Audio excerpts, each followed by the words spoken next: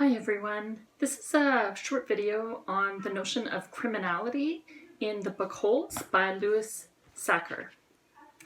So I just want to talk for a few minutes about this notion. First we have the protagonist, Stanley, who is wrongly accused of stealing Clyde Livington's shoes. And later in the book we find out that Zero, his friend, was actually the one who stole them.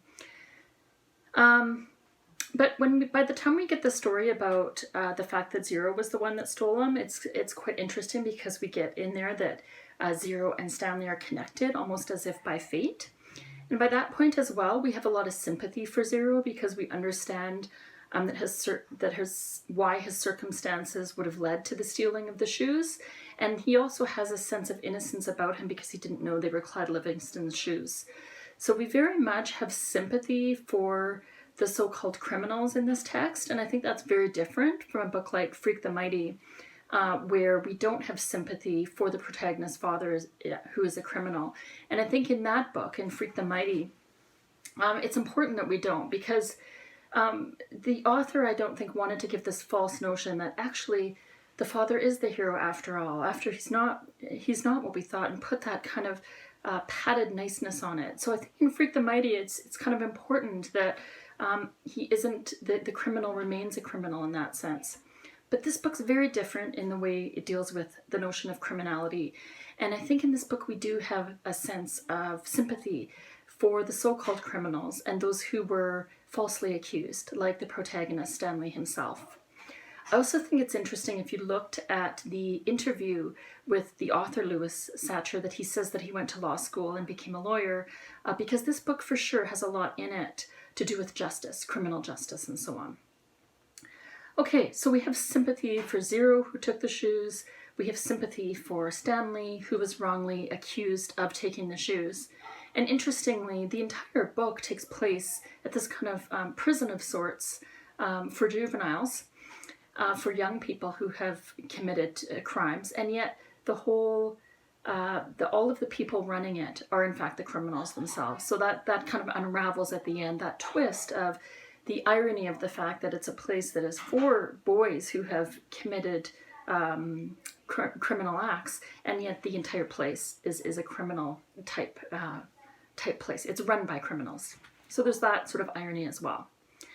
In addition to that, we have the criminal of Kate Barlow, who's kind of a Wild West outlaw kind of stereotype in a sense.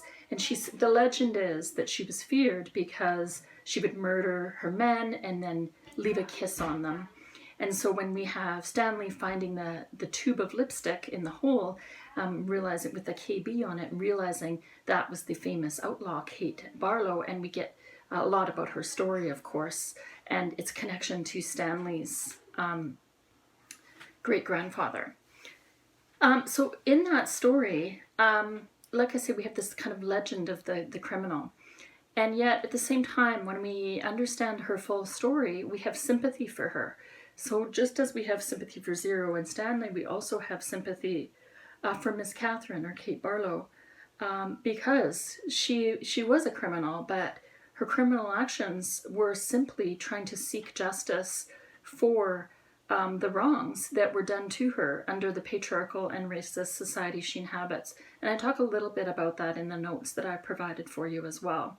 But I think it's worth saying that there's a kind of drive for justice for Kate Barlow that, as I say, drives her towards the criminality. But I think we are asked as readers to have sympathy for her and to understand that justice is more complex than sometimes the legend would show us.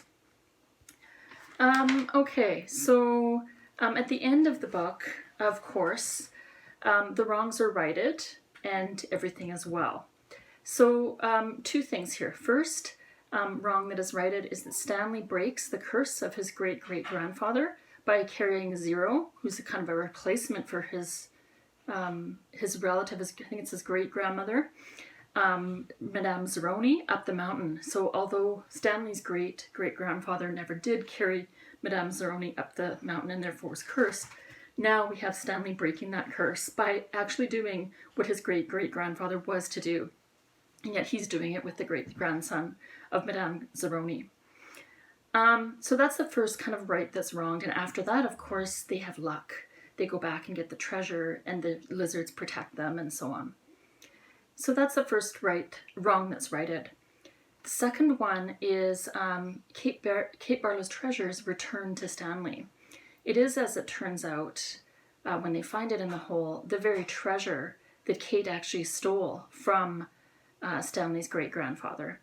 And so the fact that they have the same name, and Zero's now able to read, and he can read the name on it and pieces it all together, we find it's basically the wrong is righted. The treasure is returned to its original owner, although a couple generations later. So this kind of tie between generations, which is interesting as well.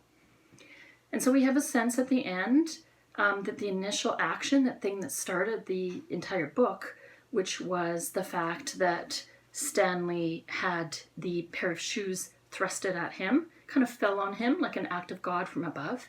And we have the sense that that was actually fate, that it was meant to bring Zero and Stanley together, that it was meant ultimately to right all the wrongs that have come to be over the past couple of generations. So that's it. Hope you enjoyed this short video on the notion of criminality in holes.